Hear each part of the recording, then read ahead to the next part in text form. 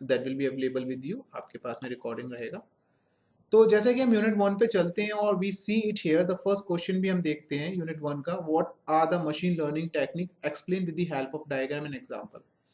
तो ये हमने क्वेश्चन बैंक में आपके लिए क्वेश्चन बनाया है और एक बड़ा सिंपल सा क्वेश्चन है जो पूरे के पूरे सिलेबस को एक्चुअली डिफाइन कर देता है। और इस क्वेश्चन का जो हमने सॉल्यूशन दिया हुआ है, आपको लोगों के पास सॉल्यूशन भी प्रोवाइडेड है, अगर आपको सॉल्यूशन को देखते हैं, so this solution consist of each and everything related with this one, and you see here I'm stopping this sharing here and showing another one solution. तो this is basically a solution and this solution you see what is machine learning, बड़ा simple language में है। I suppose आप लोगों ने इसको पढ़ना शुरू भी कर दिया होगा। What is machine learning, ये पूरा यहाँ पे define है आपके पास में। Then you see here कि machine learning के जो basically how does machine learning work, काम कैसे करती है, ये सिंपल, बहुत सिंपल लाइन है। देखिए, a machine learning learns from the system historical data, पुराना data, builds and prediction the model. बिल्कुल जो हमने बात करी है वही। कोई आपसे पूछता है व्हाट इज मशीन लर्निंग, तो इतना simple block diagram, always I emphasis on a block diagram. Input data कराइए, ट्रेनिंग कराइए, अपनी एल्गोरिथम दीजिए, एल्गोरिथम देने के बाद उसका एक मॉडल क्रिएट कीजिए और फाइनली आउटपुट ले लीजिए। ये मशीन लर्निंग का एक ब्लॉक डायग्राम सेट हो गया।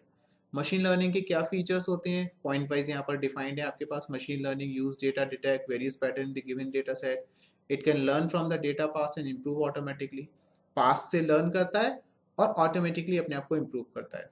ये कंप्लीटली डेटा ड्रिवन टेक्नोलॉजी है। Machine learning is much similar to data mining as it also deals with the huge amount of data. ये सारी की सारी डेटा से रिलेटेड है और जो आपने डेटा माइनिंग सब्जेक्ट पढ़ा है वो डेटा माइनिंग सब्जेक्ट ही एक्चुअली इस मशीन लर्निंग को दिया जाने वाला इनपुट फीड है। फिर simple question, need of machine learning, बड़ा इजीली आप इसको देखिए। मेरा ऑब्जेक्टिव आज का ये है कि आज पूरे इस क्वेश्चन बैंक को मैं आपके साथ में डिस्कस कर लूं और जिससे आपको ये पूरा ओवरव्यू मिल जाए। तो किसी को कहीं भी अगर लगता है कि कोई चीज ऐसी है जिसपे हमें डिस्कशन करना चाहिए, आप मुझे बता दीजिएगा। I start discussing on that the same one. और अगर आपको लगता है कि नहीं ठीक है, हमें समझ में आ रहा है, जैसे हम बात करते हैं टाइप्स ऑफ मशीन लर्निंग की, तो साफ साफ लिखा हुआ है supervise machine learning, unsupervise machine learning, reinforcement learning. तो ये इनके टाइप्स में आ गया। सिमिलरली आप आगे बढ़ेंगे, इसको मैं थोड़ा सा और बड़ा कर देता हूँ आप लोगों के लिए। ये इसका क्लासिफिकेशन प्रोसेस हो गया। अब क्लासिफिकेशन के लिए ये एक आपका डायग्राम हो गया। आप इस तरीके से डायग्राम की वजह से बॉक्सेस बना दीजिए, इजी हो जाएगा। सुपरवाइज मशीन लर्निंग क्या होती है, अनसुपरवाइज मशीन लर्निंग क्या होती है, और रिग्रेशन क्या होता है, वो रीइंफोर्समेंट लर्निंग क्या होती है आपको पता है। सुपरवाइज के दो कौन कौन से ब्रॉड मेथड है, क्लासिफिकेशन, रिग्रेशन है। अनसुपरवाइज के कौन से, क्लस्टरिंग एंड एसोसिएशन है। रीइंफोर्समेंट लर्निंग क्या होती है, एक कॉम्बिनेशन होता है, इसकी कोई फिक्स नहीं होती, इसमें रिग्रेशन भी यूज होता है, क्लासिफिकेशन भी होता है। हिस्ट्री ऑफ मशीन, जी सर जी सर क्लासिफिकेशन उसमें है सुपरवाइज में और क्लस्टरिंग अनसुपरवाइज में जी। तो ऐसा क्यों है, मतलब क्लस्टरिंग और क्लासिफिकेशन तो बिल्कुल अलग अलग चीजें हैं। तो इनको थोड़ा सा बता दीजिए कि बहुत कैसे बढ़िया, अच्छा है, क्योंकि क्योंकि आगे आने वाली यूनिट में आपने अच्छा क्वेश्चन पूछ लिया। ये भी अपने आप में एक यूनिट का ही पार्ट है कि क्लासिफिकेशन क्या है और क्लस्टरिंग क्या है। देखिए, क्लासिफिकेशन और क्लस्टरिंग में ये मतलब होता है जब हम किसी चीज की ग्रुपिंग करते हैं। ग्रुपिंग करते हैं किस बात पे, based on similarity features. Similarity features के बेसिस पर अगर हम किसी चीज की ग्रुपिंग करते हैं तो हम उसको बोलते हैं हम क्लस्टर्स क्रिएट कर रहे हैं। क्लस्टर्स क्रिएट करने का मतलब क्या हो गया, एग्जांपल ले लेते हैं। जैसे आपने क्लस्टर क्रिएट किया है, एक क्लस्टर आपके कमरा है, आपने अपने कमरे को मैनेज करना स्टार्ट किया। उसमें उसमें जब आपने क्लस्टर्स क्रिएट करना स्टार्ट किया तो उसमें कुछ कपड़े थे, कुछ पेपर्स थे, कुछ बुक्स थी, कुछ पेन्स थे। तो आपने क्या किया, जो चीजें सिमिलर फीचर्स की थी उनको उठा के ग्रुप में उठा के डाल दिया। साथ ही जब आपने अपने कमरे में और सर्च करना स्टार्ट किया तो आपको कुछ ऐसी चीजें मिली जिनके आप नाम नहीं जानते थे। जैसे बच्चे ने उठा के कुछ बहुत सारी पेड़ की लीव्स इकट्ठी कर रखी थी, बस आपको पत्तियां हैं कौन सी है नहीं पता। इसी तरीके से कुछ ऐसी चीजें थी जिनके बारे में आपको नहीं पता था क्या है, बट दे लुक्स डिफरेंट, तो आपने उनका उठा के अलग से, जैसे आपको नहीं पता कि वो पर्दा है या चादर है, कर्टेन है या किसी पे बिछाने वाली चादर है, पर आपको लगा कि उनके फीचर सिमिलर हैं, बड़ी बड़ी हैं, लंबी लंबी हैं, उठा के आपने उनको एक कॉर्नर में रख दिया। तो जब हम चीजों को उनके नाम से नहीं पहचानते बल्कि इस बात से पहचानते हैं कि वो आपस में कैसे दिखती हैं, तो हम उसको बोलते हैं क्लस्टर्स। सिंपल एग्जांपल क्लस्टर्स का, क्लासिफिकेशन ये कहता है कि उनके बीच में सिमिलैरिटी फीचर हो या ना हो, पर यदि आपने उनको एक सर्टेन पैरामीटर पर डिवाइड किया है, सर्टेन पैरामीटर पर आपने उनको मैनेज किया है, तो उनको उन पैरामीटर्स के हिसाब से डालने को हम बोलते हैं क्लासिफिकेशन। जैसे आपके थैले में 100 बॉल हैं और 100 बॉल मिक्स कलर की हैं, लेकिन आपने क्लासिफिकेशन करना है बड़ी बॉल, मीडियम बॉल और छोटी बॉल। तो अब हो सकता है कि बड़ी बॉल, मीडियम बॉल और छोटी बॉल में बड़ी रेड भी हो, ग्रीन भी हो, येलो भी हो, पर क्लासिफिकेशन का जो पैरामीटर था वो एक लेवल पे बेस था, एक नाम पे बेस था कि जिसके बेसिस पे आपको क्लासिफिकेशन करना है। जैसे बच्चे, अब बच्चों में नहीं कि वो लड़का है या लड़की है, बस बच्चे, तो दैट इज फॉर द बच्चे और बड़े। तो ये क्लास हो गई, एक क्लास में सब बच्चे आ गए। अब कितने बच्चे आ गए साहब? हमने माना कि ठीक है साहब, जो 12 साल तक के वो सब बच्चे हैं और 12 साल के ऊपर के सब बड़े हो गए। तो ये वो कहलाती है क्लास।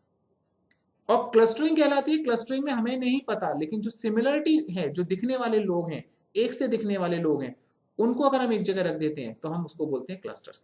तो क्लस्टर में लेबलिंग करने की कोई जरूरत नहीं है, क्लस्टर का नाम पता होना जरूरी नहीं है, बस आपस में वो किसके नजदीक ज्यादा है उस पर वो बेस करता है।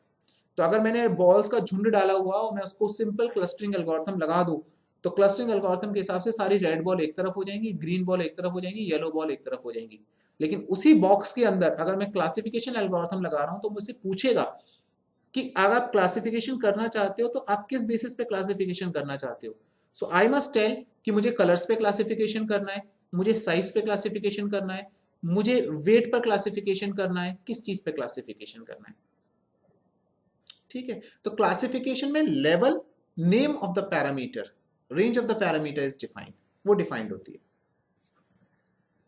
ठीक है, तो इसीलिए सुपरवाइज लर्निंग में क्लासिफिकेशन यूज करते हैं, क्योंकि वहां पर चीजों के नाम होते हैं। जैसे नाम डाल दिया, अच्छा, नॉर्मल, बुरा, तो तीनों चीजों के नाम है, ये अच्छा है ये बुरा है। लेकिन क्लस्टरिंग में आप नहीं डिसाइड कर सकते हो कि ये अच्छा है बुरा है, ये दूसरे से अलग है। It is different, it is something, it is different. What is their class, we don't know. जो आपको जिसकी जरूरत पड़े आप उसको उठा लो, तो that is what the clustering. ठीक है, डन। तो ये क्लासिफिकेशन और क्लस्टरिंग, तो इस तरीके से हमारे सुपरवाइज, अनसुपरवाइज्ड और रीइंफोर्समेंट लर्निंग के कुछ स्पेसिफिक मेथड होते हैं। जनरली मशीन लर्निंग टेक्निक के अंदर हमने जो फोकस किया हुआ है और जो सुपरवाइज पे और अंदर फोकस किया जाता है, वो किया जाता है सुपरवाइज पे और अनसुपरवाइज के मेथड्स पर। क्योंकि रीइंफोर्समेंट जो लर्निंग है वो एडवांस लर्निंग है, और रीइंफोर्समेंट लर्निंग क्योंकि आप मशीन को छोड़ देते हो, अब मशीन अपने आप खुद एक्सपीरियंस लेती है, फीडबैक लेती है, फिर सीखती है। तो उसमें अमलगमेशन प्रोसेस चलता है, मिक्सिंग चलती है, कि कभी वो कुछ सुपरवाइज के कंटेंट उठाती है, कभी अनसुपरवाइज को उठाती है, तो यानी कि वो डीप लर्निंग मॉडल में चला जाता है रीइंफोर्समेंट। तो वहां जाके, इसलिए हम उसके मेथड्स को हम सिलेबस कंटेंट का पार्ट नहीं लेते, सिर्फ बेसिक आइडिया देते हैं कि रीइंफोर्समेंट लर्निंग क्या होती है। ठीक है, चलिए मैं आगे क्वेश्चन पे डिस्कशन करते हैं। तो मशीन लर्निंग क्या होती है, अब ये पूरा का पूरा सॉल्यूशन एक बार आपके साथ डिस्कस कर रहा हूँ, फिर कुछ मेरा सजेशन यही है कि जहां आपको लगता है वहां पर आप मुझे रोक दीजिएगा, मैं इसी तरीके से उसको एक्सप्लेन कर दूंगा पॉइंट को। अदरवाइज आई फील कि ये टिक मार्क्स हैं आपको क्लियर। आगे चलते हैं। तो ये हो गए रीइंफोर्समेंट लर्निंग के process. History of machine learning in general knowledge के लिए कोई डायरेक्ट क्वेश्चन ऐसा नहीं है, तो इसलिए नहीं पूछा जाएगा कहां से स्टार्ट हुई। एग्जाम्पल जब हमें देना होता है तो एग्जाम्पल हम देते हैं हमेशा तीन चीजों से, सेल्फ ड्राइविंग कार, अमेजन का जो हमारा वर्चुअल असिस्टेंट एलेक्सा है, हम उसका एग्जाम्पल देते हैं, और आज तो आज आपके पास में गूगल है, सीरी है, और आपके रिमोट कंट्रोल भी है जो आपका टेलीविजन में यूज होता है, तो वो भी जो चालू हुआ chat GPT, chat GPT, chat GPT, काफी घबराए हुए हैं उससे। हाँ, चैट जीपीटी 100%, क्योंकि मेटावर्स में हम लोग एंट्री कर रहे हैं ना, तो मेटावर्स में एंट्री करने का सबसे बड़ा जरिया वही है, चैट जीपीटी। पूरा का पूरा ऑगमेंटेड रियलिटी पे काम करेगा वो। मेटावर्स मींस, मेटावर्स ऐसे आपके सिलेबस का भी पार्ट नहीं है, पेपर है आपका, पर मैं बता देता हूँ। मेटावर्स जो है अब नेक्स्ट कड़ी है। नेक्स्ट कड़ी का मतलब क्या है कि अब आने वाले टाइम में जिस तरीके से आज आप अमेजन पे शॉपिंग करने जाते हैं, तो शॉपिंग करते हो आपको एक कैटलॉग दिखाई दे जाता है और आप शॉप करने लगते हैं। नेक्स्ट जनरेशन में क्या होगा कि आप अमेजन पे एंट्री करेंगे, जिस तरीके से आपके अवतार क्रिएट होते हैं, आपके एवतार क्रिएट होंगे, और जिन शॉप्स पर आप जाके शॉपिंग करते हो उन शॉप्स का वर्चुअल ऑगमेंटेड रियलिटी क्रिएट हो जाएगी। तो यानी कि आप एंट्री कर, ये 5G टेक्नोलॉजी के साथ में होगा, एंट्री करते ही आप बैठे अपनी कुर्सी पर हो, लेकिन आपके जो एक्सपीरियंसेस होंगे शॉपिंग के, वो एक्सपीरियंसेस शॉपिंग के इस तरीके के हो जाएंगे कि आप उस मॉल के अंदर घूम के शॉप देख रहे हो और चीज़ों को उठा रहे हो। ये एक शॉपिंग का एग्जाम्पल हो गया। ऐसे एग्जाम्पल टूर्स में भी यूज़ किया जाएगा, लोगों के घूमने में यूज़ किया जाएगा, इसी तरीके एग्जाम्पल काम करने में भी किए जाएंगे। तो that is what the metaverse. तो नेक्स्ट जो वर्क प्रोसेस है वो एआई की अपर एज मेटावर्स है, उसी में जाके काम होगा। ठीक है, तो उसमें ये सब मशीन लर्निंग, डीप लर्निंग, छोटे छोटे उनके हिस्से हैं, उन्हीं की मदद से मेटावर्स क्रिएट किया जाएगा। ठीक है, तो आगे चलते हैं हम लोग। तो यहाँ पर हिस्ट्री जनरली आपको इन्फॉर्मेशन के लिए दे दी गई है, आप इस पर नज़र डालना चाहें डाल लीजिए, नहीं लगना चाहें कोई ज़रूरी नहीं है, आपको ऑलमोस्ट चीज़ें पता है। ठीक है, मशीन लर्निंग के गेम सेम ये सब आपकी इन्फॉर्मेशन के लिए है कंटेंट, बाकी इस सब की आपको गुजर, machine learning theory to reality, ये सब पुरानी हिस्ट्री, इसमें कहीं कोई आपको ज़रूरत नहीं है, आप इसको पूरा स्किप कर सकते हैं। आगे चलते हैं। तो सेकंड जो आपका क्वेश्चन था, आप लोगों ने देखा था, वो सेकंड क्वेश्चन आपका था यहाँ वैलिडेशन टेक्निक के ऊपर। मैं इसको शेयर करता हूँ।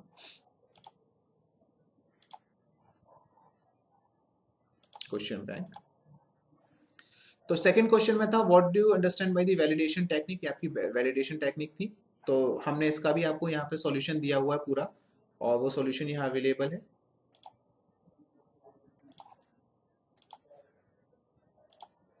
मैं आपके लिए क्वेश्चन अलग से बार बार मुझे चेंज करना पड़ेगा, तो क्वेश्चन मैं आपके लिए पढ़ दूंगा, है ना, और आप सॉल्यूशन यहाँ पर देख लीजिएगा।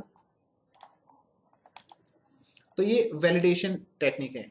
तो इन शॉर्ट एक बार आपके लिए रिव्यू दे देता हूँ। Basically cross validation is a technique for validating a model efficiency by training it on subset of input data and testing on previously unseen subset of the input data.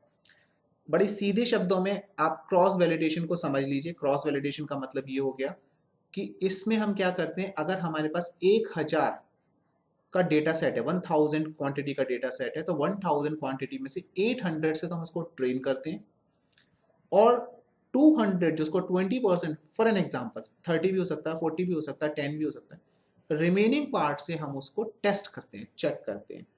जैसे example के तौर पर आपके आप अपने किसी बच्चे को पढ़ा रहे हैं और पढ़ाते वक्त उसी एक्सरसाइज में 10 क्वेश्चन है, तो उस एक्सरसाइज में से 10 क्वेश्चन में आपने क्या किया, उसको 8 क्वेश्चन सिखा दिए अपनी तरफ से कि इसको ऐसे करते हैं, इसको ऐसे करते हैं, और 2 क्वेश्चन आपने उसको नहीं सिखाए और कहा अच्छा अब तुम्हें हमने 8 सिखाए मैथमेटिक्स में, तुमने कैलकुलस सीख लिया, अब तुम इन 2 क्वेश्चंस को करके दिखाओ।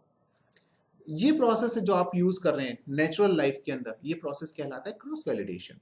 तो ये क्रॉस वैलिडेशन की जो टेक्निक है वो मशीन लर्निंग का हिस्सा है। आपने क्या करना है, आपने देखना है कि इसके कौन कौन से कॉमन मेथड होते हैं। ये वैलिडेशन सेट अप्रोच है, इनको आप पढ़ के देखिएगा। आज मेरा जो ऑब्जेक्टिव है वो मैं सारा है कि मैं एक बार ओवरव्यू दे दूं, फिर जिसको जो स्पेसिफिक प्रॉब्लम आएगी वो मेरे से डिस्कशन कर ले। ये इसकी जनरल मेथड है।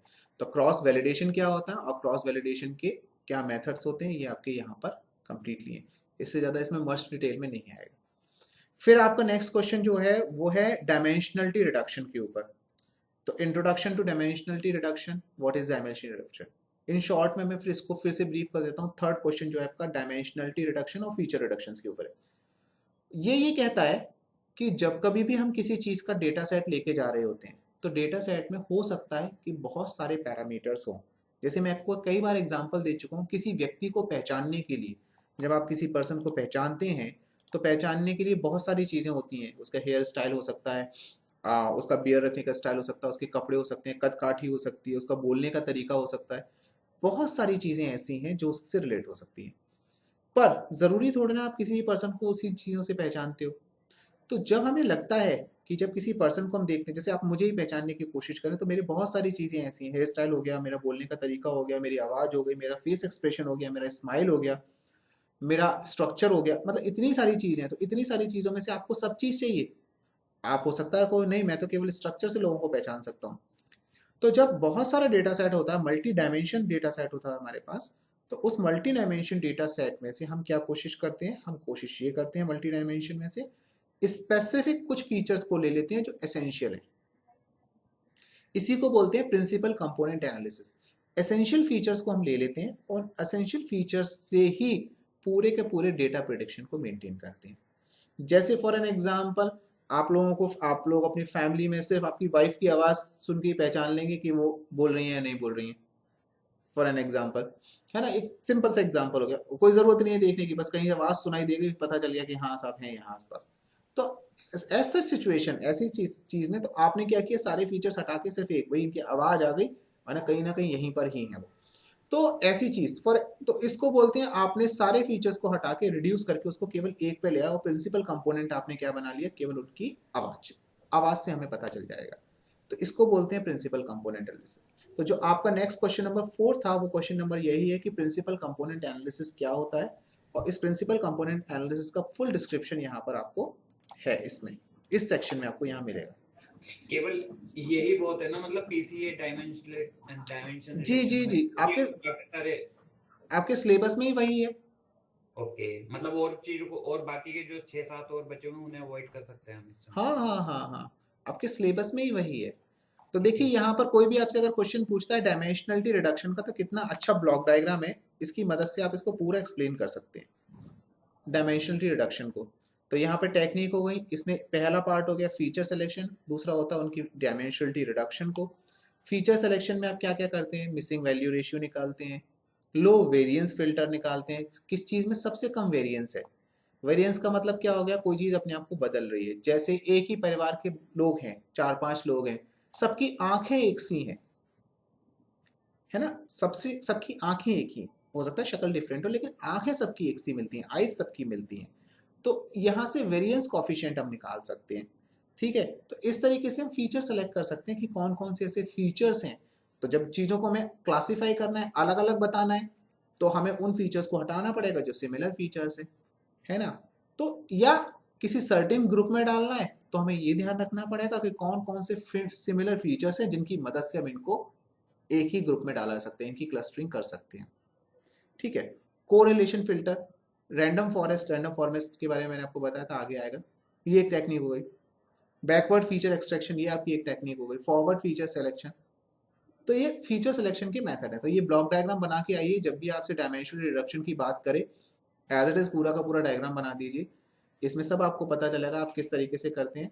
Component factor based, projection based, factor analysis, principal component analysis, independent component. अब इसमें ये पूरा ब्लॉक डायग्राम से आपको पूरा आइडिया लग गया कि क्या क्या होता है।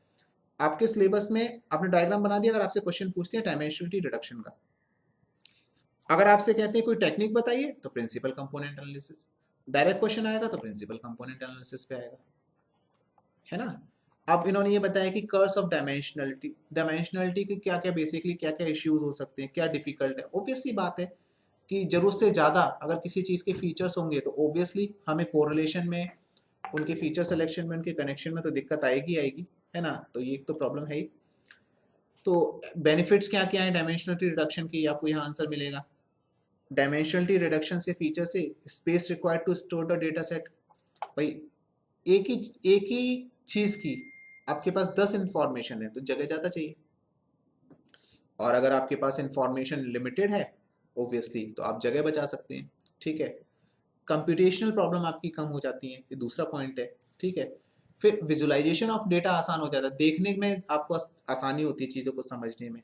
ठीक है, और फिर रिडंडेंट की प्रॉब्लम खत्म हो जाती है, और मल्टीकोलिनियरिटी की प्रॉब्लम खत्म हो जाती है। मल्टीकोलिनियरिटी का मतलब जो सिमिलर डायरेक्शन में डेटा को लेके जाता है, वो प्रॉब्लम खत्म हो जाती है। तो 4 प्रॉब्लम है जिनकी वजह से आपको ये बेनिफिट मिलते हैं रिडक्शन करने के। डिसएडवांटेज क्या है, सबसे बड़ा डिसएडवांटेज है जब आप डायमेंशनल रिडक्शन कर रहे हैं, कोई ना कोई फीचर कम कर रहे होंगे, हो सकता है कोई इंपॉर्टेंट कुछ लॉस हो जाए डेटा का, ये एक अपने आप में, तो रिट्रीव कभी करना है तो दिक्कत आ सकती है।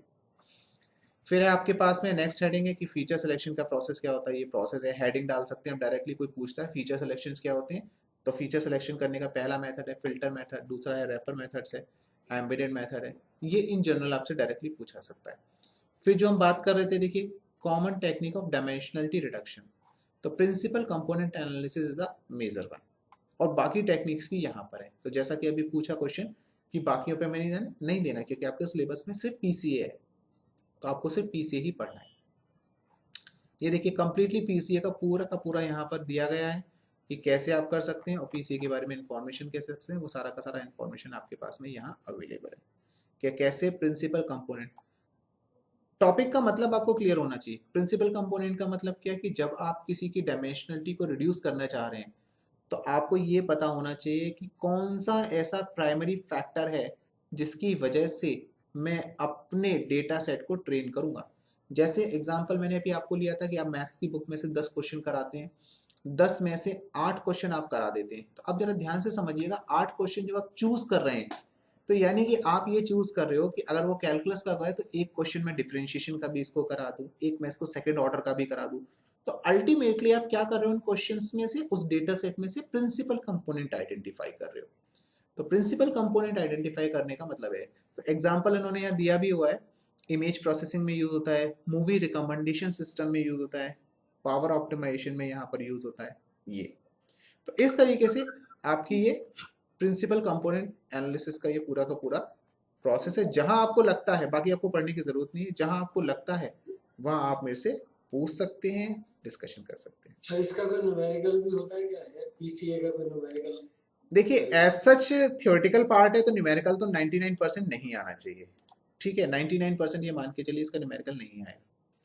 इन केस कहते हैं ना कभी कभी इल फॉर्चून हो जाता है, उस सिचुएशन में अगर आ जाता है तो कोशिश कीजिएगा उसको अवॉइड करिएगा। न्यूमेरिकल जब मैथमेटिक्स में ही और किसी उसमें नहीं आया तो इसमें तो आने का सवाल है। हाँ संभावना, मुझे लगता है कि नहीं आएगा। अगर आएगा भी ना तो फिर हम क्वेश्चन पेपर के लिए चैलेंज रख देंगे क्योंकि हमारे सिलेबस में उसका न्यूमेरिकल है नहीं, है ना, ठीक है, ठीक है। न्यूमेरिकल एनालिसिस नहीं है, ठीक। तो ये आपका एक पूरा पूरा यूनिट 1 का ये कंप्लीट नोट्स था, तो इस पे आप पढ़ लीजिए। पढ़ने के बाद में आपके पास में कल का दिन भी है, आज शाम तक आप लोग अब इसको एनालाइज कर लीजिए, देख लीजिए, आपको जहां लगता है आप उस पर्टिकुलर टॉपिक को इंडिकेट कर दीजिए। पर्सनल टेलीफोनिक कन्वर्सेशन पे भी बात कर सकते हैं, और अगर लगता है किसी ने पोस्ट किया और लगता है सबका है इंपॉर्टेंट पॉइंट तो मैं कल की क्लास में सबके लिए डिस्कस कर लूंगा। ये 1 to 1 भी हो सकता है और 1 to all भी हो सकता है। तो यूनिट 1 हो गया। कमिंग टू यूनिट नंबर 2,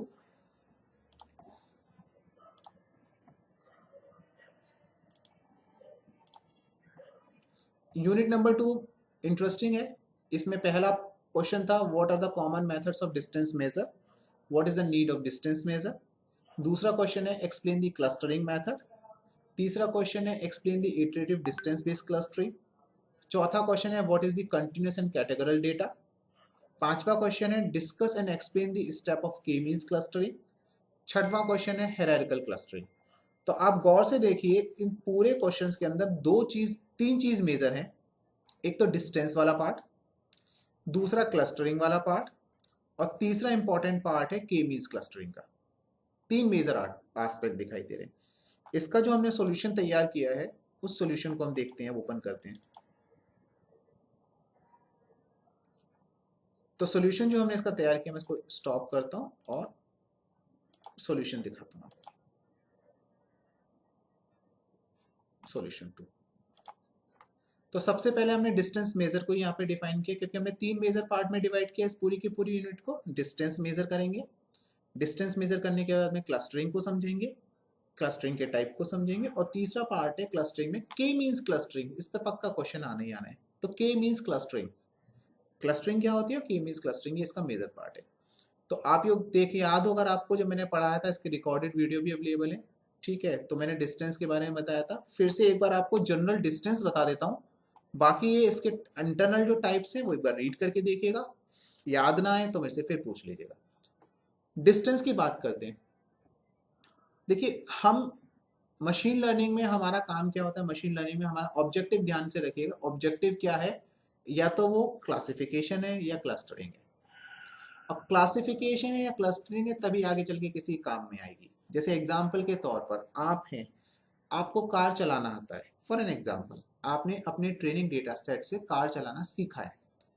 अब कार चलाना आपने सीखा है तो जैसे ही आपको मैं कारों के बीच में खड़ा कर देता हूं, आप इमीडिएटली अपने पुराने ट्रेनिंग डेटा सेट पर जाते हैं और सोचते हैं कि मुझे कार चलानी आती है, लेकिन मुझे किस टाइप की कार चलानी आती है। कार की जगह कहीं वहां पर ट्रैवलर खड़ी हो, मैं आपसे कहूँ चॉइस, एक ट्रैवलर खड़ी हुई है तो वो ट्रैवलर चलाएंगे। दूसरा वही मैं आपको एक इम्पोर्टेड मॉडल दे दूं जहाँ पे राइट हैंड की जगह लेफ्ट हैंड ड्राइविंग होती है, वो ऑप्शन आ जाता है।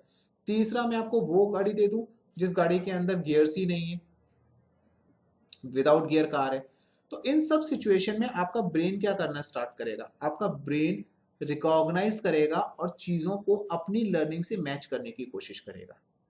वो ये कोशिश करेगा कि कैसे मैं मीट आउट करूं अपनी लर्निंग को और जो मुझे टास्क दिया गया है उस पर। तो वो प्रेफर करेगा उन चीजों को जिन चीजों के वो पास में होगा। यानी कि ब्रेन कोई भी ट्रेनिंग और ट्रेनिंग के बाद एप्लीकेशन पार्ट पे अगर वो जाता है तो उसका मैक्सिमम जो पार्ट होता है वो ये कोशिश करता है कि जिन चीजों को वो जानता है और जो नई चीजें उसके सामने आई हैं उनके बीच का गैप आइडेंटिफाई करता है। एग्जाम्पल के तौर पर फिर एक और एग्जाम्पल दूं तो कार आप कौन सी चॉइस करेंगे, कार आप वो चूज करेंगे जो आपने चलाई हो। लेकिन अगर मैं आपको वही फॉर्मूला 1 कार दे दूं, ध्यान से समझिएगा, बड़ा सिंपल सा आंसर है, वही मैं आपको फॉर्मूला 1 कार दे दूं और वही मैं आपको एक सिंपल सी एक मारुति कार दे देता हूं, तो आपसे कहा जाए आपको वो चलानी है तो आप प्रेफर करेंगे मारुति कार को चलाने, क्योंकि आप जब डिस्टेंस मेजर करते हैं तो आपकी जो लर्निंग पार्ट है वो उसके कंपैरेटिवली पास में है। और फॉर्मूला 1 जो कार है तो आप उसको एक बार उठाने में हेजिटेट करेंगे।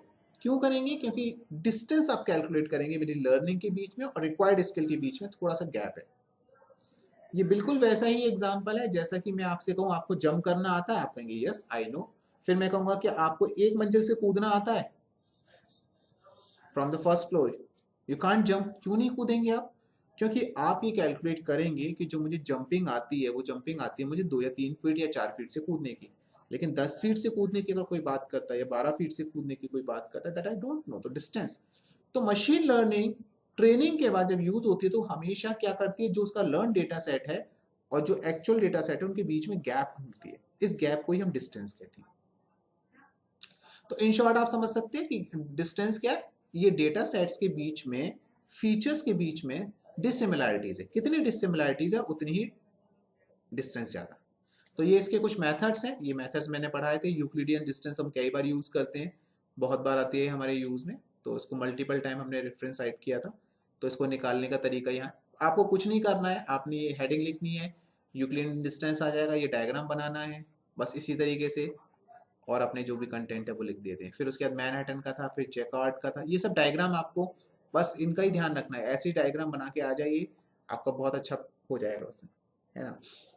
फिर सेकंड था आपका क्लस्टरिंग, क्योंकि ये क्वेश्चन अभी डिस्कस हो चुका है। क्लस्टरिंग का मतलब क्या है, तो आप देखिए यहाँ पे डेफिनेशन में लिखा है, a way of grouping the data points into different clusters consisting of similar data points. The objects with the possible similarities remain in a group that has less or no similarity with another group. That has less or no similarity with another group. बस एक सी चीजों को एक group में रखिए दूसरे group से जिनसे उनके साथ कोई सिमिलैरिटी हो, ये कहलाता है क्लस्टरिंग। अनसुपरवाइज मशीन लर्निंग का एग्जांपल है, ठीक है। तो ये अनसुपरवाइज लर्निंग का एग्जांपल हो गया। कहाँ यूज होता है? मार्केट सेगमेंटेशन में यूज किया जाता है।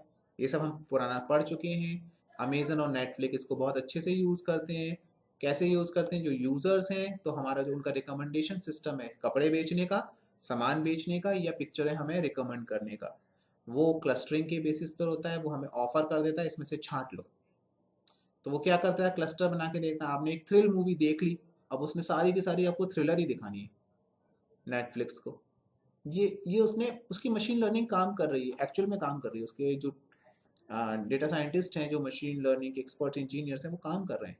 अगर आपने एक नेटफ्लिक्स पे एक मूवी सर्च की है और देख लिया आपने थ्रिलर, तो वो आपको सारी थ्रिलर कैटेगरी, कॉमेडी देख ली तो कॉमेडी दिखाएगा वो आपको, ये चीजें। तो ये आपके क्लस्टरिंग हो गई, इंपॉर्टेंट है। क्लस्टरिंग के पार्ट क्या है? पार्टीशनिंग क्लस्टरिंग, जिसको डिस्टेंस बेस भी कहा जाता है, डेंसिटी बेस होती है, डिस्ट्रीब्यूशन बेस होती है, हायरार्किकल होती है, फजी। तो आपसे कोई पूछता है कि टाइप ऑफ क्लस्टरिंग बताइए, पूरे के पूरे 5 एज इट इज लिख दीजिए। 2 नंबर में सिर्फ यहाँ तक आ गया। अगर आपसे कोई कहता है कि 10 नंबर में क्लस्टरिंग के मेथड्स बताइए, ये सारे देखिए नीचे लिखे हुए हैं। पार्टीशन एंड क्लस्टरिंग, ये डायग्राम बना दीजिए। डेंसिटी बेस्ड, ये डायग्राम बना दीजिए, ठीक है।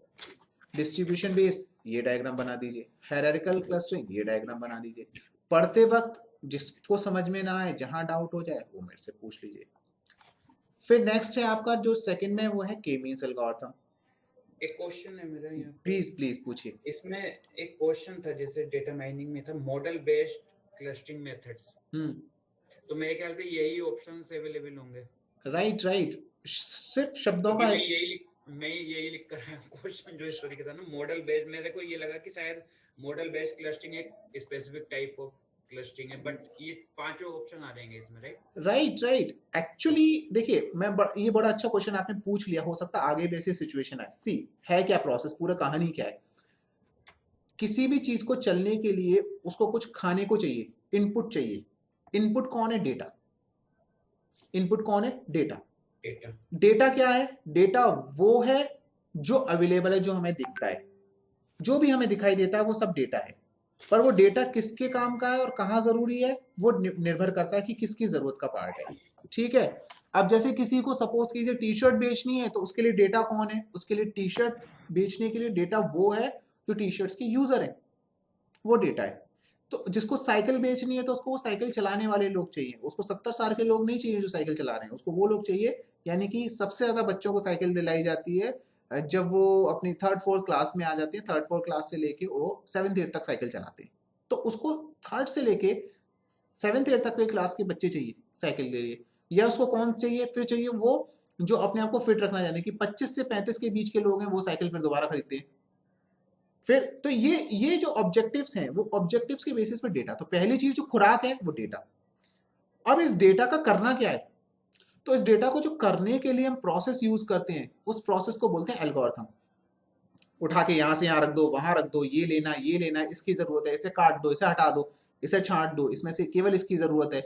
ये क्या कहलाता है? हमारा एल्गोरिथम कहलाता है। यानी कि आप बाजार से सब्जी खरीद लाए और आपकी जो कुक है, और कुक उसमें से जितना जितना मटेरियल काम का निकाल रही है, वो उसकी एल्गोरिथम है कि उसने क्या बनाना है। उसको मटर पनीर बनाना है या उसको कोई और मिक्स वेज बनानी है, तो वो निकाल रही है कि मुझे कितना कितना क्या क्या चाहिए, वो उसका एल्गोरिथम हो गया। अब उस एल्गोरिथम को यूज करके उसने एक ऐसा स्ट्रक्चर बना देती है कि जब कभी भी किसी को जरूरत हो तो उसको इस्तेमाल कर पाए। तो जो कुक बुक है उसको बनाने की जो लिख दी किसी ने, वो मॉडल है। कुक बुक हो गई ना, जिसने किसी ने लिख के छोड़ दी कि मिक्स वेज बनाने का ये प्रोसेस है, तो वो कहने लगा मॉडल। अब उसमें कोई भी आदमी इनपुट डालेगा और अपना इस्तेमाल कर लेगा, उतना उतना सामान डालेगा उतना बन जाएगा, ये कहलाता है मॉडल। यानी कि इनपुट फीड को प्रोसेस करने का मेथड एल्गोरिथम। एल्गोरिथम से एक स्ट्रक्चर डिजाइन कर दिया जाता है, जिस स्ट्रक्चर को हम यूज कर सके मल्टीपल टाइम, कहलाता है model. And finally the whole system called as a AI, पूरा का पूरा एआई या मशीन लर्निंग मॉडल कहलाता है। तो एल्गोरिथम ही एक्चुअली क्या होती है, उसका नाम ही मॉडल होता है, वही एल्गोरिथम्स मॉडल कहलाती है। जैसे supervise machine learning and supervise machine learning model, क्योंकि supervise machine learning algorithm use करके जो मॉडल बनाया जा रहा है उसको हम सुपरवाइज मशीन लर्निंग मॉडल कह रहे हैं। अच्छा क्वेश्चन था आपका, आगे चले।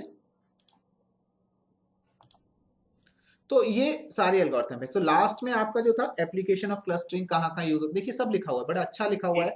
थोड़ा सा एक्चुअली शब्दों का हेरफेर है, बस मतलब बस थोड़ा कंफ्यूजन इस वजह से। जैसे कि अब एक क्वेश्चन है क्लासिफिकेशन ऑफ मशीन लर्निंग जी, जिसमें 3 आ गए, सुपरवाइज्ड, अनसुपरवाइज्ड और बहुत रीइंफोर्समेंट। ठीक है, ठीक हम एक्सप्लेन कर देते हैं।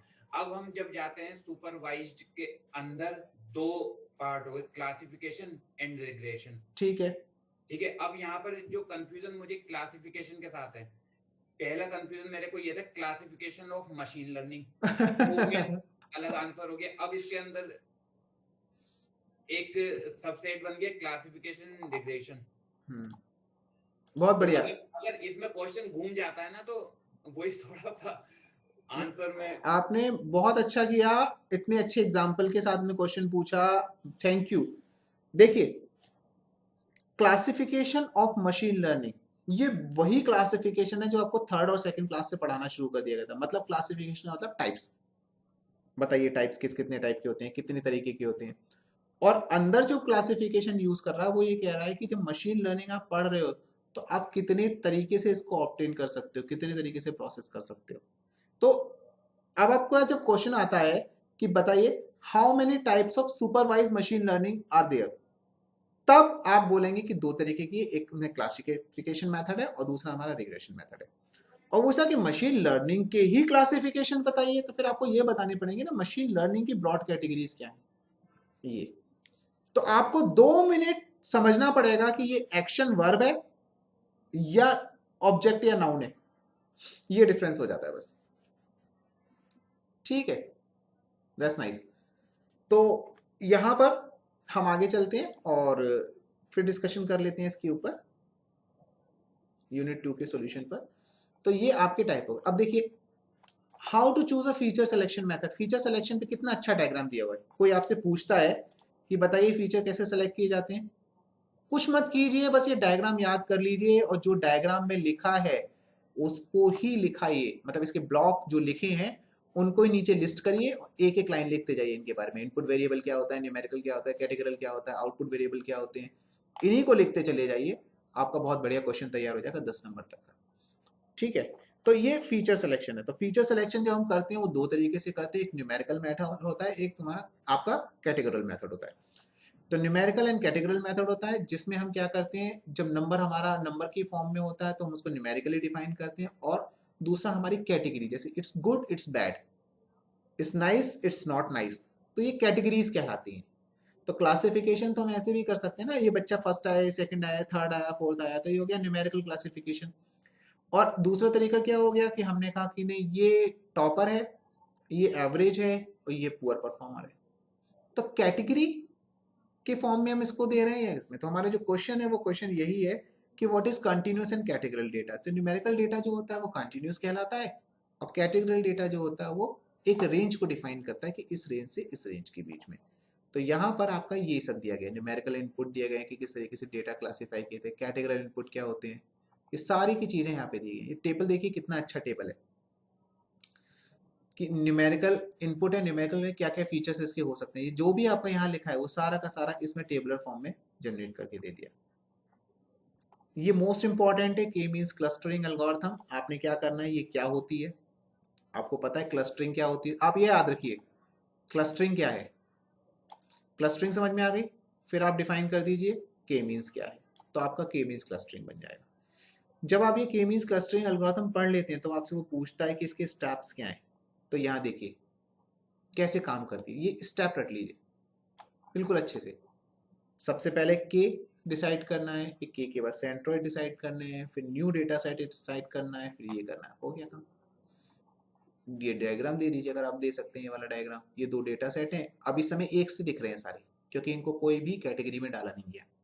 लेकिन जब हमने इसमें पूरा प्रोसेस लगाया, 2 डेटा सेट पॉइंट लिए, जो इसके पास थे जो इसके पास थे, उनके बीच में एक लाइन ड्रॉ कर दी, यानी कि ये 2 पार्ट में डिवाइड हो गया। फिर हमने इसका एवरेज लिया, इनका एवरेज लेके फिर इसको डेटा पॉइंट को शिफ्ट किया तो नई जगह बनी, फिर 2 अलग ग्रुप बन गए। इस तरीके से फिर हमने इसको और शिफ्ट किया जहाँ पे इसका एवरेज आया, तो डेटा पॉइंट उनके हिसाब से सिमिलरिटी के हिसाब से ग्रुप में डालते गए, एंड फाइनली आपका ये ग्रुप इस तरीके से तैयार हो गया। ये प्रोसेस है, ये 2 ग्रुप तैयार हो गए।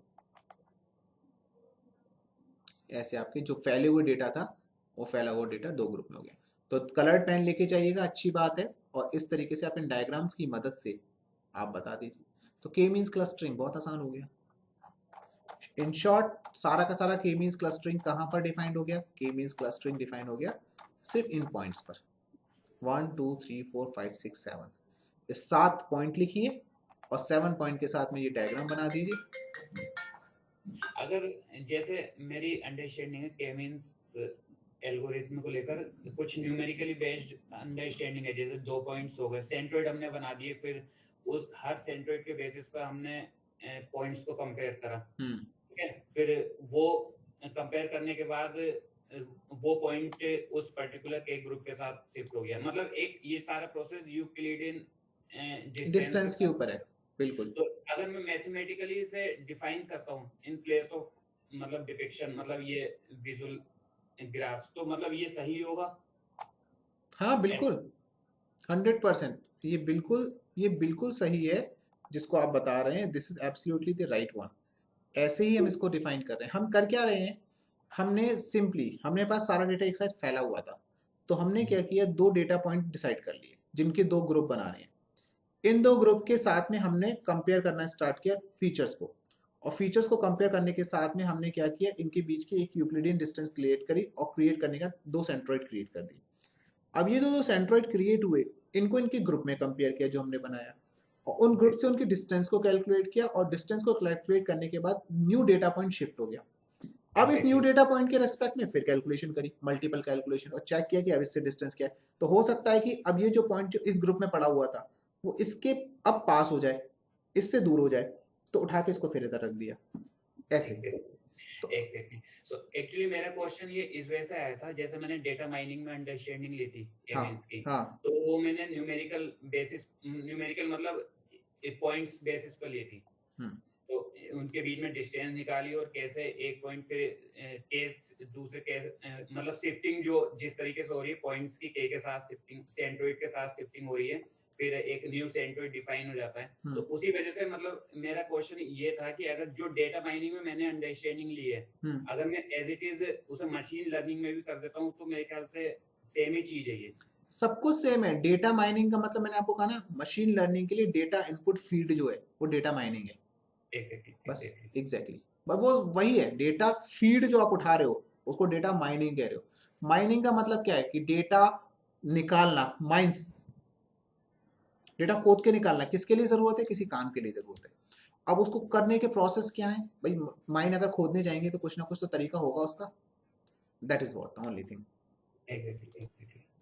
तो इसलिए उसका आंसर हम इसमें लिख सकते हैं। बिल्कुल 100% लिख सकते हैं। कॉमन है वो, सब कुछ कॉमन है। है ना, वो बिल्कुल आप लिख सकते हैं। ठीक, तो ये आपका इस तरीके से यूनिट 2 का यहाँ पर होता है।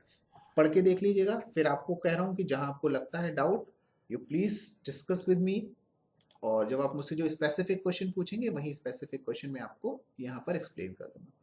Coming to the unit 3 solution, इस बार यूनिट 3 के सॉल्यूशन पे आते हैं। थोड़ा सा वो बता दीजिएगा शॉर्ट में क्या है ये? किसके लिए? मेथड के मींस क्लस्टरिंग के साथ में जो मेथड है। के मींस क्लस्टरिंग के साथ में थोड़ी आवाज आपकी कट के आई, मुझे दोबारा बताइए। के मींस क्लस्टरिंग के साथ में जो एल्बो मेथड है ना सर, एल्बो, हाँ हाँ, वो थोड़ा सा जरा आइडिया दे दीजिएगा जरा उसका। कि एल्बो मेथड आपको पढ़ना ही नहीं है। अच्छा, हाँ हाँ ठीक है। आप तो अपना सिलेबस उठा के देखिए ना। आप जब अपने क्वेश्चंस को देखते हैं तो यूनिट 2 के जो क्वेश्चंस हैं वो आता है discuss and explain steps of K means clustering. आप तो स्टेप्स पढ़िए बस। हाँ, फिर पढ़िए discuss the steps of the hierarchical clustering. वो दोनों ही आपको दे रखी है यहाँ पर। ठीक है। हाँ, आप तो कुछ मत करिए। ये जो क्वेश्चन बैंक मैंने आपको दिया है, इस क्वेश्चन बैंक के क्वेश्चन उठाइए एज इट इज। जो मैंने आपको सॉल्यूशन दिया है उसका सॉल्यूशन तैयार करिए, पढ़िए। आपको उन दोनों के बीच में मैपिंग में जहां दिक्कत है वो मेरे से पूछ लीजिए। इसीलिए मैं आपके साथ पूरा क्वेश्चन बैंक डिस्कस कर रहा हूँ दोबारा से रिवीजन फॉर्म में, ताकि आपको चीजें याद आ जाएं और आप जब पढ़ने जाए तो आपको पता हो कि हाँ ये सब हमारे पास अवेलेबल है। बस एक बार रीड आउट आपको जरूर करना पड़ेगा, क्योंकि अल्टीमेटली पिक करके ले जाना है ना लिखने के लिए दिमाग में। हाँ ये चीज ठीक है, स्कैन करके ले जाना है। तो मैं इस पे आगे चलता हूँ। तो यूनिट 3 जो है, तो पहले ही क्वेश्चन आपका, अब क्योंकि क्लस्टरिंग की बात हो चुकी है तो अब क्लासिफिकेशन आ गया। तो जैसा कि मैं डिफाइन कर चुका हूँ ऑलरेडी, क्लस्टरिंग और क्लासिफिकेशन में यही सब बातें यहाँ पर लिखी हुई है। देखिए कितने अच्छे से लिखा हुआ है, साफ साफ इसमें देखेंगे आप, ये मेंशन है। देखिए कह रहा है यहाँ पर क्लासिफिकेशन क्या है, यस और नो, 0 और 1, स्पैम और नॉट स्पैम, कैट और डॉग। मतलब ये जी सॉरी मैं बार बार इंटरप्ट कर रहा हूँ।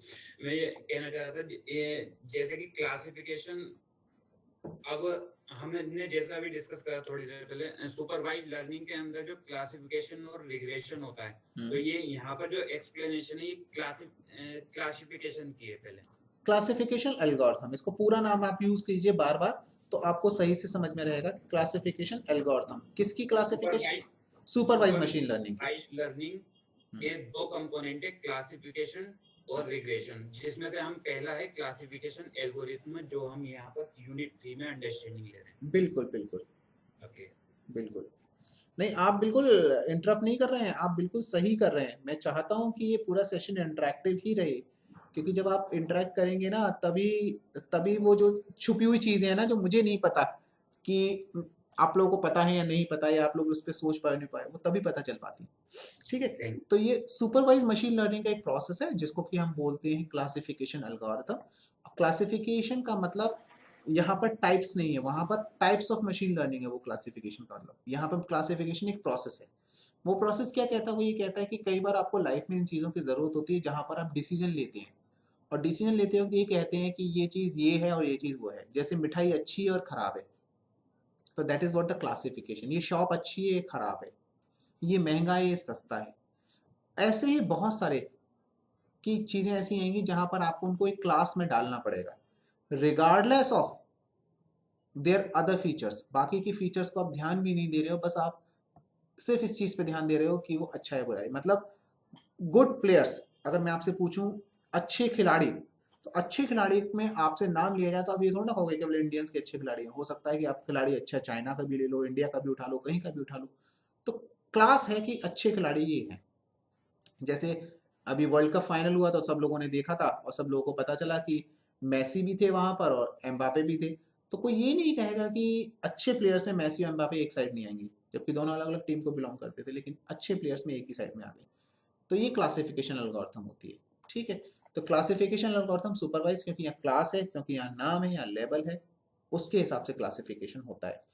बच्चे जो सीखते हैं वो बेसिकली इसी बेसिस पे सीखते हैं। स्टार्टिंग में वो क्लस्टरिंग करते हैं, उन्हें नाम नहीं पता होते हैं, वो चीज़ों को अलग करते हैं, फिर आप उनको लेबल देना स्टार्ट कर देते हैं। आप कहते हो ये ट्राइंगल है, ये एप्पल है, तो क्लास क्रिएट करना स्टार्ट करते हैं, फिर क्लास के हिसाब से चीज़ों को अलग अलग रखना शुरू करते हैं, तो वो क्लासिफिकेशन कहलाने लगता है।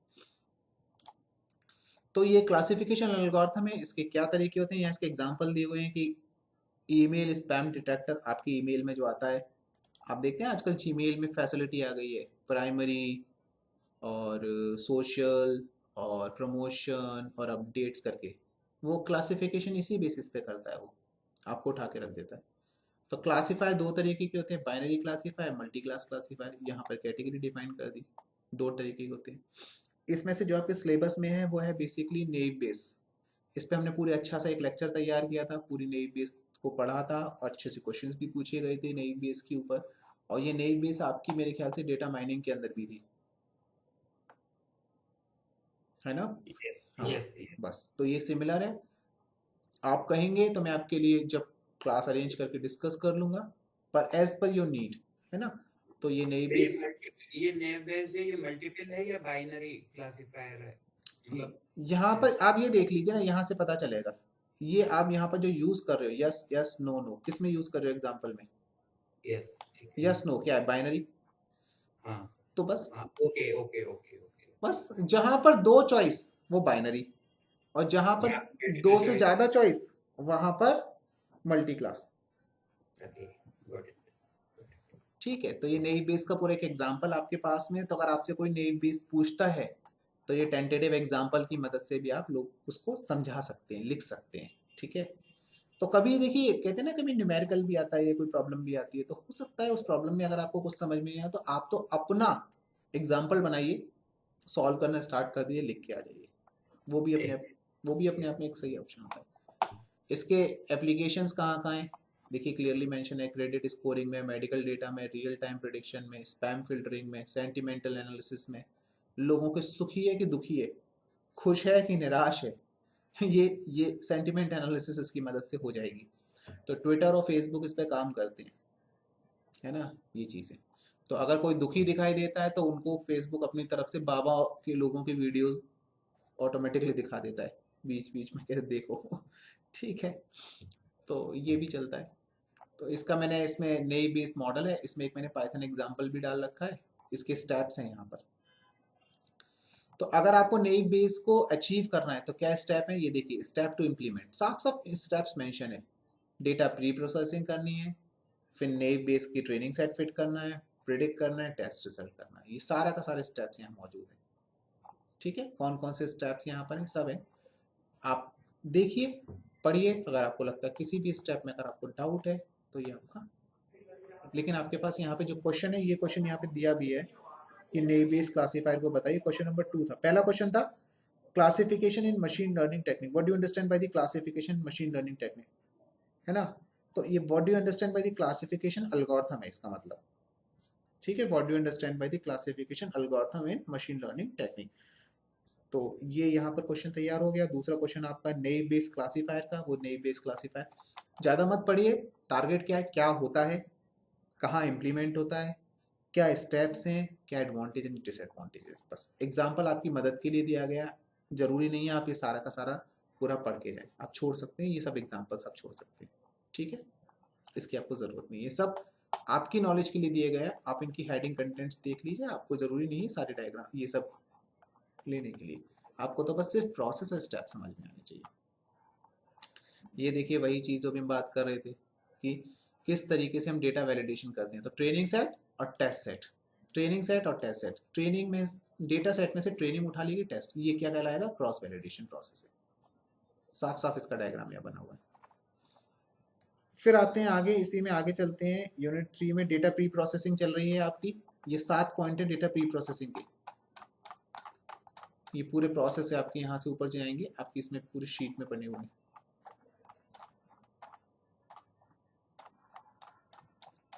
ये यहाँ से देखिए क्वेश्चन था, ये यहाँ से, ये रहे डेटा प्री प्रोसेसिंग स्टेप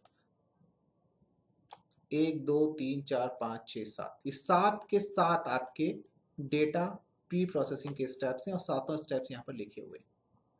तो ये आपका तैयार हो जाता है। यहाँ पर फीचर सिलेक्शन के स्टेप के बारे में पूछा है, देखिए फीचर सिलेक्शन, तो feature selection, feature scaling and feature selection के स्टेप्स यहाँ पर लिखे हुए हैं, ये इसके तैयार हैं आपके। फिर नेक्स्ट क्वेश्चन है आपका mutual information the classifier, classifier के बारे में, जो क्लासीफायर है वो आपका यही है, नई बेस क्लासीफायर। तो ये क्वेश्चन रिपीटेड जरूर है लेकिन आप इसमें कंफ्यूज ना हो, ये खुद ही आपका क्लासीफायर का ही क्वेश्चन है। इसको और कंप्लीट कर लेते हैं। यहाँ ये पूरा एक एग्जांपल दे रखा है तो आप इसको अवॉइड कर सकते हैं, ठीक है। नेक्स्ट जो आप कह रहे थे मशीन लर्निंग मॉडल्स के लिए, तो देखिए ये पूरा का पूरा आपका यहाँ डेटा सेट तैयार है। Machine learning model, classification model, clustering model, regression model, dimensional reduction, deep learning model, ये सारे के सारे मॉडल्स हैं आपके। सुपरवाइज, अनसुपरवाइज रीइंफोर्समेंट, ये डायग्राम याद कीजिए, मैंने आप लोगों को पढ़ाया था, ये पास आपके पास अवेलेबल होगा आपकी शीट में। क्लासिफिकेशन, रिग्रेशन, सब रिपीटेड प्रोसेस है ये। Supervise machine learning model, regression model, ये सब रिपीटेड मॉडल है। तो यहाँ पे जो आप पढ़ के आए हैं ऊपर फर्स्ट यूनिट में, एक बार ओवरव्यू हो जाएंगे तो आपको देख के याद आ जाएगा, अच्छा ये तो हम लोगों ने पढ़ लिया, ये मॉडल है यहाँ पर, ठीक है। यहाँ पर एक जो हमने बात करी थी रैंडम फॉरेस्ट की, आगे आपके आएगा रैंडम फॉरेस्ट के बारे में। ये देखिए binary classification, multi class classification. तो जो क्वेश्चन है explain the term mutual information and classifier, तो क्लासीफायर यही क्लासीफायर है, आपको कहीं भटकना नहीं है, आपको इसी क्लासीफायर को डिफाइन करना है जो नेव बेस क्लासीफायर है। जब भी क्लासीफायर क्लासिफिकेशन से रिलेटेड क्वेश्चन आए, नेव बेस को ही लगा दीजिए। व्हाट इज फीचर सिलेक्शन, देखिए सब कुछ अवेलेबल है इसमें। फीचर सिलेक्शन टेक्निक, अब आप देखिए इस डायग्राम को याद कर लीजिए, जैसे ही आपके पास क्वेश्चन आता है फीचर सिलेक्शन टेक्निक, आप बिल्कुल ये डायग्राम बना के आ जाइए। ये मान के चलिए 50% आपने काम इसमें कर दिया, ठीक है, कोई डाउट? 50% काम आपका यहाँ हो जाएगा, आपने अगर ये डायग्राम बना के आ गया, ठीक। उसका एक्सप्लेनेशन वाली पार्ट थोड़ा बहुत जो आपको समझ में आता है वो लिख लीजिए, लेकिन आपका 50% काम इससे कंप्लीट हो जाता है, ठीक है। ये पूरा प्रोसेस है यहाँ पर, ये पूरा फीचर सिलेक्शन हो गया, ये सारा category data, category input data, ये सारा यहाँ पर है। इसको कैटेगरी, ये पुराना आप रिपीटेड है, ये सारा का सारा आप पढ़ सकते हैं।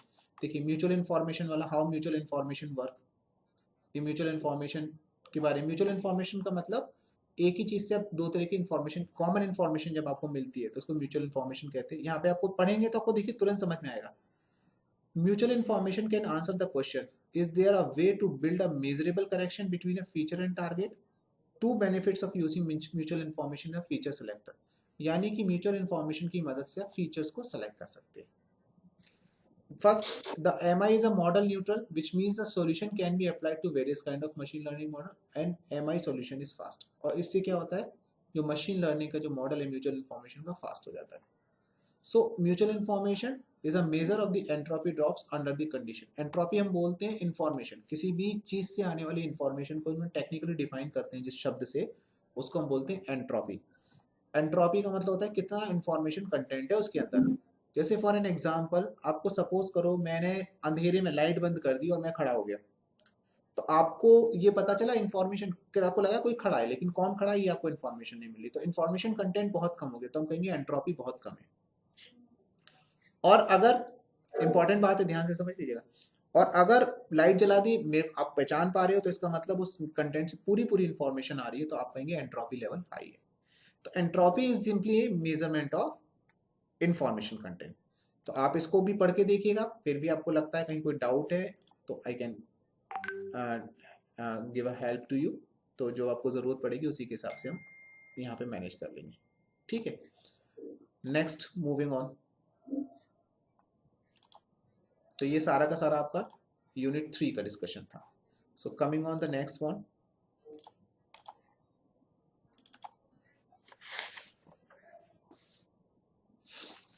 तो जिस तरीके से अभी ये यूनिट 4 तो अभी हमने रिसेंटली की थी, इसकी रिकॉर्डिंग भी आपके पास में अवेलेबल होगी, मैं इसको शेयर करता हूँ।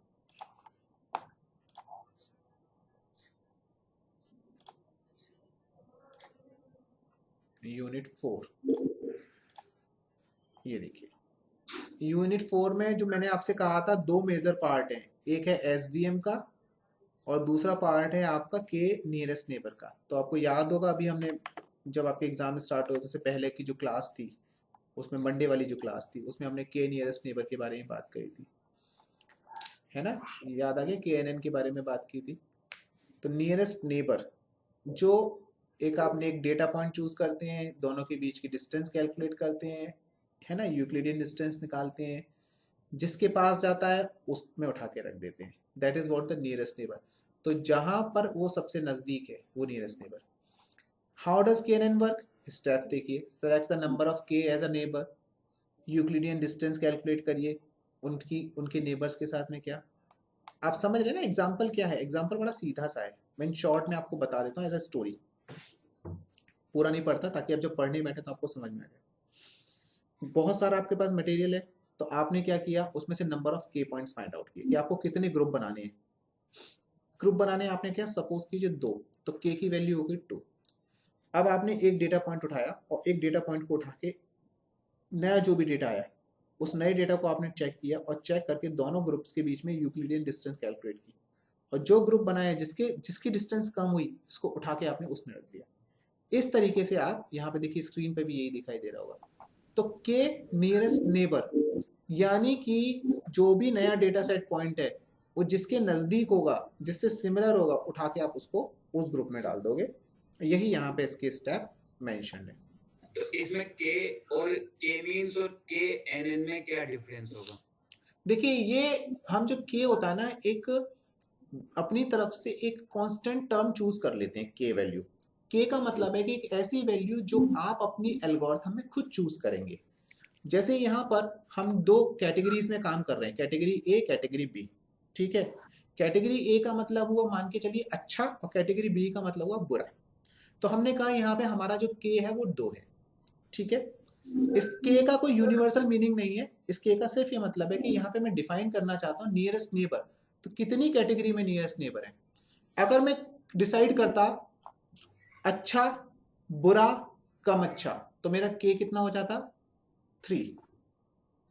अच्छा, बुरा, कम अच्छा, जस्ट अवॉइडेबल, कैटेगरी 4, बस। वहां पर के मीन्स क्या कहता है, वहां पर ये के मीन्स ये कहता है कि जो आपने के डिसाइड किया है वो के डिसाइड किया हुआ है डेटा सेट पॉइंट के बेसिस पे। मतलब आपने 2 क्लस्टर बनाए, और वो क्लस्टर बनाए, एक बनाया 50 का, एक बनाया 75 का, और उनका मीन लेके उनके बीच में डेटा सेट पॉइंट सेट किया आपने। तो वो जो के का जो आपने क्लस्टर बनाया, कितने मेंबर्स का आपने क्लस्टर बनाया, वहां पर वो के था। ओके, यहाँ के क्योंकि वो क्लस्टर था, जितने मेंबर्स का क्लस्टर आपने बनाया वो के था। यहाँ पर जो हम यूज कर रहे हैं वो कैटेगरी का के है। तो के जो एक्चुअली ऐसी चीज है जिसको आपने अपनी मर्जी से रख लिया है।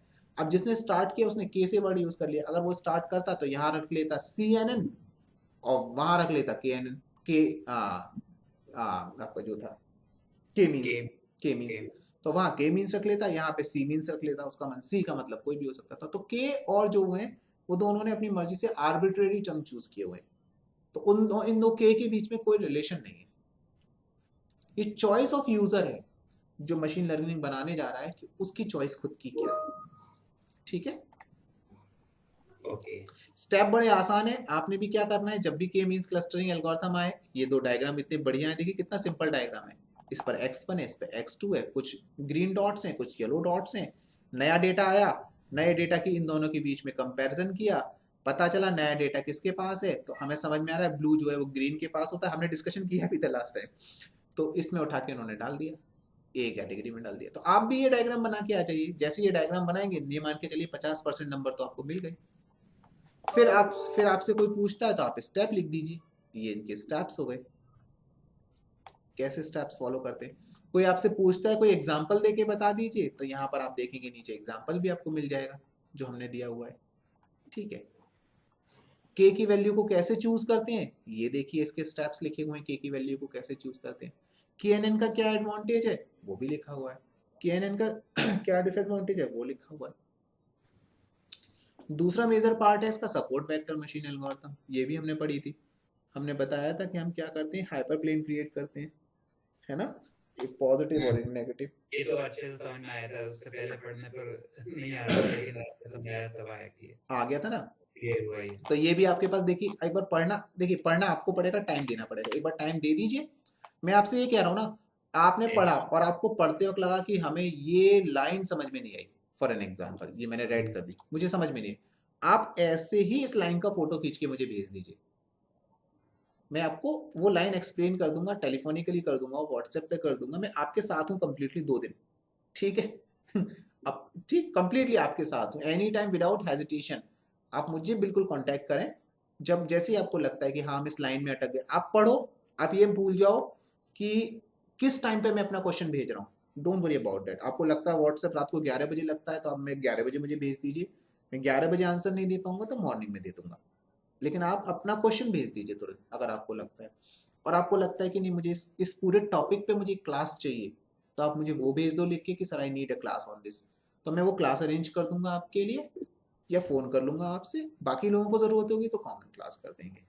मतलब प्रोसेस बड़ा आसान सा है बस, लेकिन एक बार जितने भी हमने आपको नोट्स दिए आप उनके ओवरव्यू जरूर होके जाइए। जिस्ट में आपको दे चुका हूँ, सबका जिस्ट दे चुका हूँ, सपोर्ट वेक्टर में क्या होता है, केएनएन में क्या होता है, सबका जिस्ट दे चुका हूँ। तो अभी भी पूछ रहा हूँ कि लगता है कोई डाउट है कहीं तो पूछ लीजिए, I don't have any issue, मैं अभी भी डिस्कस कर सकता हूँ। तो ये सपोर्ट वेक्टर मशीन का भी बड़ा अच्छा सा है, इसमें हाइपर प्लेन क्रिएट करते हैं, हाइपर प्लेन क्रिएट करने के बाद में एक वेक्टर लेते हैं, वो वेक्टर हमें, वेक्टर का मतलब डेटा, एक डेटा पिक कर लेते हैं, जो डेटा क्या होता है हमारा सबसे कम मार्जिन मेंटेन करके चलता है, आपको याद होगा ये डेटा हमने यहाँ पे लिया था जिसका मार्जिन की बात कर रहे थे, और ये मैक्सिमम मार्जिन प्लेन होते हैं। सपोर्ट वेक्टर से कंपेयर किया जाता है, उठा के नया रख दिया जाता है, सपोर्ट वेक्टर से कंपेयर किया जाता है, उठा के नया रख दिया जाता है, सपोर्ट वेक्टर से कंपेयर किया जाता है, उठा के नया रख दिया जाता है। ये एग्जाम्पल है इसका, एक बिल्ली है एक कुत्ता है, दोनों दो देखने में लगभग एक से लग रहे हैं, लेकिन मशीन को नहीं पता, प्रेडिक्शन दिया और आउटपुट देके नया डेटा सेट आया, इन दोनों से इसको ट्रेन किया गया था, नया डेटा सेट पे क्वेश्चन पूछा तो उसने आंसर बताया। एसवीएम के टाइप कैसे होते हैं, लीनियर होती है, नॉन लीनियर एसवीएम होती है। हाइपर प्लेन क्या होता है ये यहाँ पर देखिए लिखा है, सपोर्ट वेक्टर क्या होता है यहाँ पर लिखा है, सब लिखा है। द डेटा पॉइंट और vector that are closest to the hyper plane and which affect the position of the hyper plane termed as support vector. SVM कैसे काम करता है ये देखिए, इसके स्टेप्स लिखे हुए हैं पूरे पूरे, ये पूरे स्टेप्स। नॉन लीनियर एसवीएम क्या है ये लिखा हुआ है पूरा, बस हो गया भैया। इसका पाइथन प्रोग्रामिंग का एग्जांपल है, टाइम मिले लगे मन तो आगे पढ़ लीजिएगा, नहीं मिलता है टाइम तो छोड़ दीजिए, कोई दिक्कत नहीं है, बस स्टेप्स पढ़ लीजिए जहां भी लिखे हैं, ये देखिए इन स्टेप्स को जरूर पढ़ लीजिए, क्या क्या स्टेप्स हैं वो स्टेप पढ़ लीजिए बस। प्रोग्रामिंग का पार्ट छोड़ दीजिए, नहीं करना, ठीक है, इसमें कोई कोई पार्ट नहीं करना, ठीक है। बस इसी तरीके से आपको ये यूनिट 4 में 2 मेजर पार्ट हैं। कौन कौन से मेजर पार्ट हैं, पूरे क्वेश्चन आपको मिलेंगे किसके ऊपर मिलेंगे, आपको मिलेंगे नियरेस्ट नेबर के ऊपर मिल जाएंगे, केएनएन के ऊपर मिल जाएंगे, सपोर्ट वेक्टर पे मिल जाएंगे, ठीक है। Linear machine and kernel space के बारे में मैंने आपको बताया था, किसको बोलते हैं कर्नल स्पेस, ध्यान रखिएगा, जो नहीं आए क्वेश्चन मेरे से पूछ लेना प्लीज, रिकॉर्डेड है ये सेशन। फिर आपसे कह रहा हूँ, जो लाइन आपको क्वेश्चन बैंक पढ़ते वक्त जो लाइन आपको नहीं समझ में है मेरे से पूछ लीजिएगा प्लीज, मैं वो आपको बता दूंगा। ठीक है, ये देखिए कर्नल स्पेस एरा, सब कुछ इसके अंदर है, लेकिन फिर भी कोई बात नहीं, आप मेरे से पूछ लीजिएगा। आप क्वेश्चन डाल दीजिएगा व्हाट्सएप पे, मुझे पर्सनल पे डाल दीजिए कि मुझे ये समझ में नहीं आया, आई एक्सप्लेन। तो ये पूरा का पूरा दिया है, पाइथन प्रोग्रामिंग पढ़ने की जरूरत नहीं है, ऊपर तक आपका कंप्लीट हो जाता है काम। तो ये यूनिट 4 थी आपकी। अब लास्ट यूनिट 5 को डिस्कस कर लेते हैं, ताकि आप जब उसको पढ़ने बैठे तो आपको वो भी क्लियर हो जाए।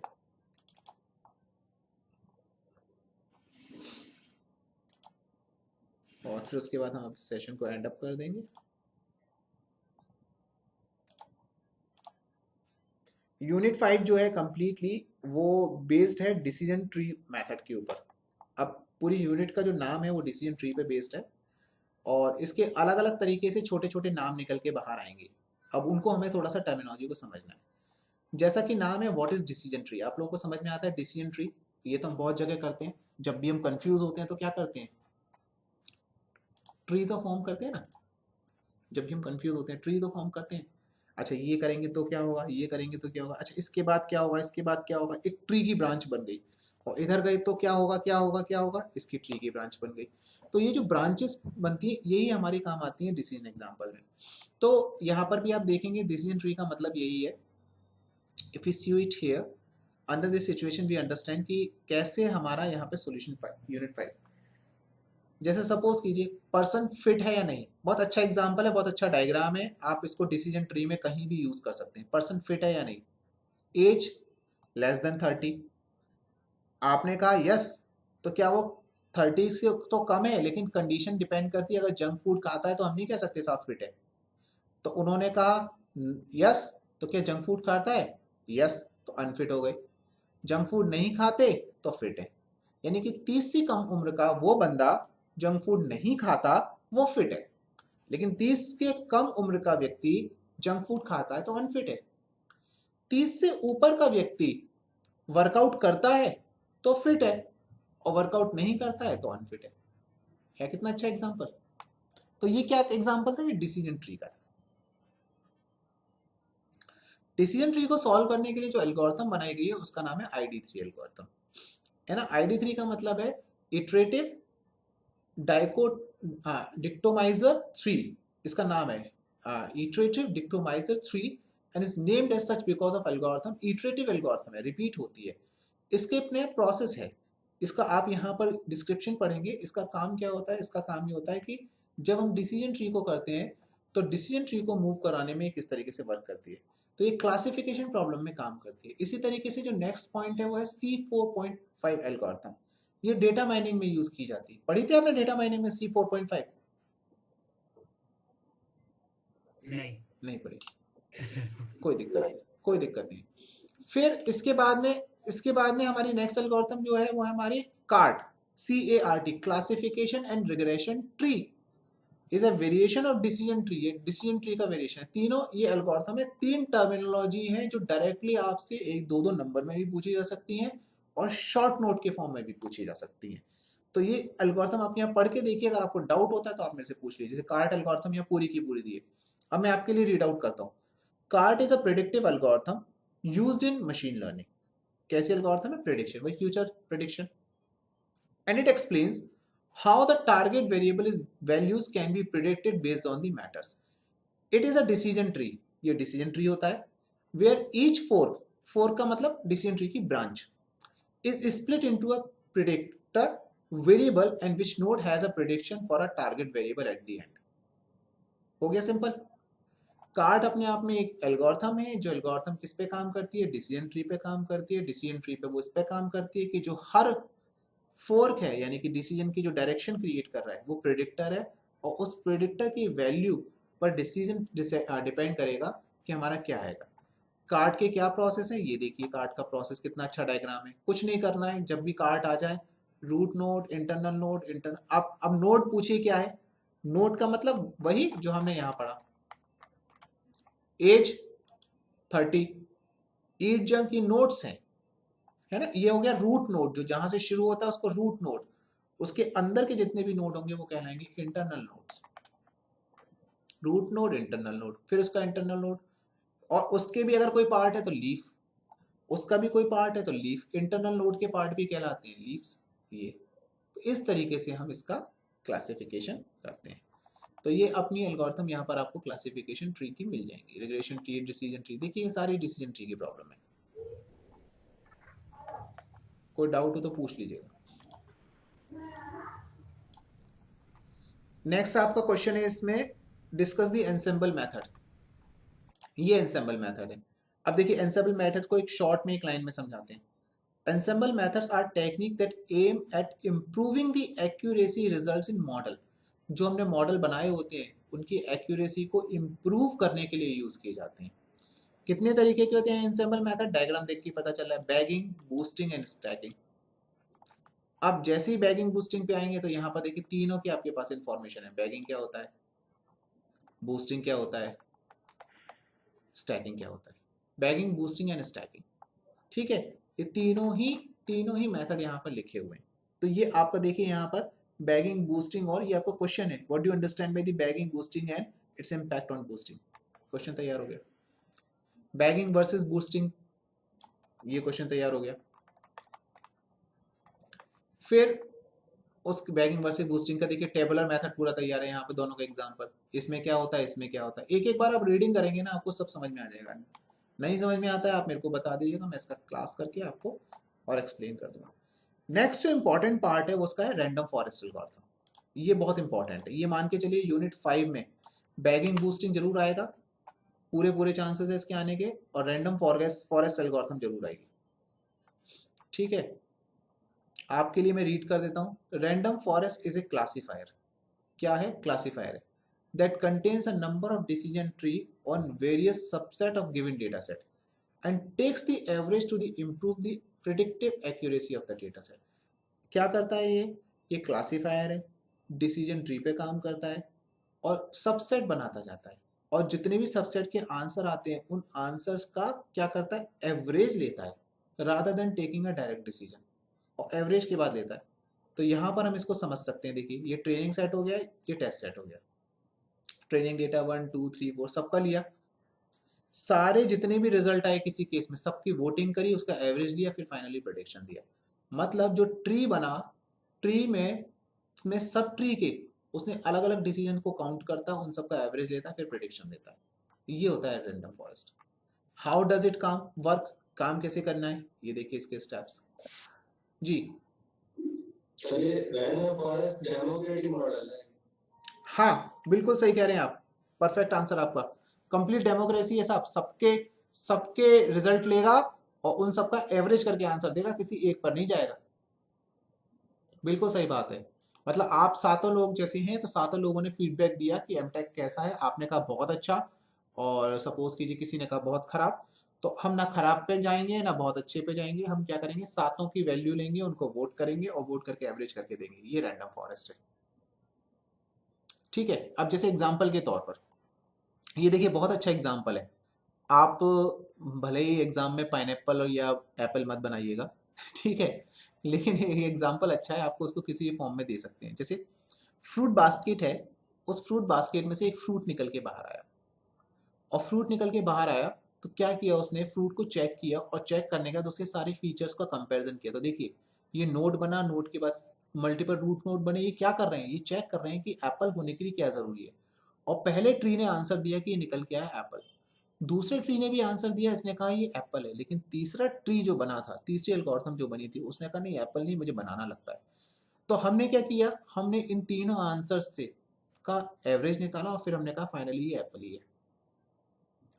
तो ये कहलाता है रैंडम फॉरेस्ट। मतलब मल्टीपल एस्पेक्ट से, मल्टीपल एरियाज पे, मल्टीपल एस्पेक्ट्स पे जब आप काम करते हो तब आप सारे इनपुट और वोट को रिजल्ट निकालते हो, उसके बाद में उनकी एवरेजिंग करते हो। तो ये डायग्राम मैं फिर रिक्वेस्ट कर रहा हूँ आपसे, मशीन लर्निंग पर जितना आप डायग्राम फोकस करेंगे प्रोबेबिलिटी ऑफ मार्क्स उतने इंक्रीज कर जाएगी, ठीक है।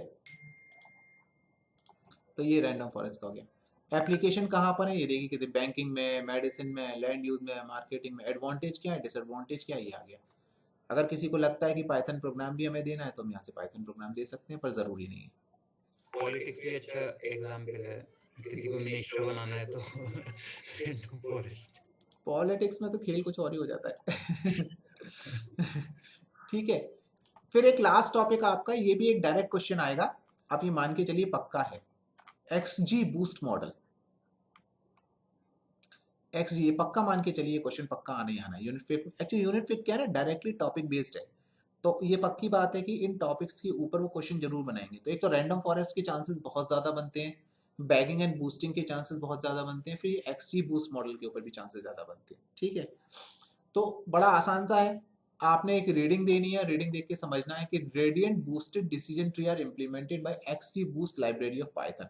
तो ये पाइथन की एक लाइब्रेरी है जिसकी मदद से हम मशीन लर्निंग मॉडल को बनाते हैं। ठीक है, नाम क्या है इसका? तो जैसे आप बूस्टिंग पढ़ लेंगे तो आपको ये समझ में आ जाएगा। एक्सजी का मतलब extreme gradient boosting. Library of Python was introduced at the university of Washington by scholars. तो ये पाइथन में एक इनबिल्ट लाइब्रेरी है जो मशीन लर्निंग मॉडल को बनाने में काम आती है। कैसे काम करती है ये देखिए, स्टेप देखिए, ये सारे फंक्शंस के लिखे हैं। तो यानी कि आप मान के चलिए आपने यहां से पढ़ना शुरू किया और यहां तक आप पढ़ते हुए आ गए स्टेप तक, आप मान के चलिए आपने 50% काम अपना कंप्लीट कर लिया। ठीक है, आप ये इंक्लूड कर सकते हैं कि why it is so famous. आप फेमस वर्ड की जगह इसको एप्लीकेशन डोमेन में डाल सकते हैं, एडवांटेज डोमेन में डाल सकते हैं, जरूरी नहीं फेमस वर्ड ही यूज करें, इसके एप्लीकेशन एडवांटेज। तो कोई और पूछता है कि एक्सजी बूस्ट पे और कुछ लिखिए, तो लीजिए साहब 10 नंबर में आया तो हम इसके ये भी लिख देंगे। एग्जीक्यूशन स्पीड अच्छी है, सेंट्रल कैलकुलेशन रिलायबल है, वाइड असॉर्टमेंट है, ये आप लिख सकते हैं। ठीक है, so that is almost the coverage of all the unit 5 through means of your question bank. So I believe that today I could be able to give insight of all 5 unit again। दोबारा से मैंने आपको पूरा 5 unit का एक insight दिया, question bank और question bank के सॉल्यूशंस आपको दिखाए कि आपके पास सब कुछ अवेलेबल है।